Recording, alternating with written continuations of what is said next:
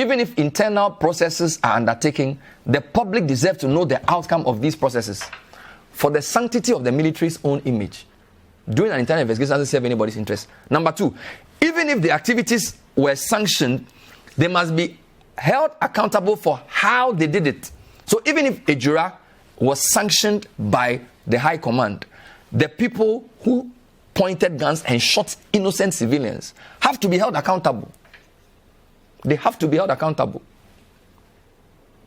The findings for the committee must not be treated like what we've seen in the past. Luckily, it's not a commission of inquiry where we can say, issue a white paper, we disagree, we agree. But still, we cannot, you see, because confidence, respect has to be earned. It's not a birthright. And sometimes those who love an institution are the ones who take action to correct it internally.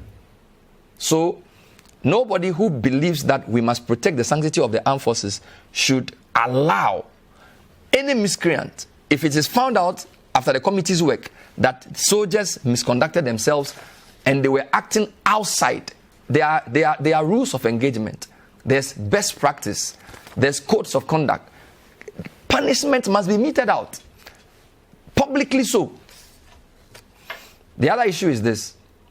Government pension for using soldiers in regular police operations needs to stop. It's becoming one too many. Now, the reason I'm concerned about this is that it's a very scary relic of our revolutionary past, where soldiers were used to intimidate people.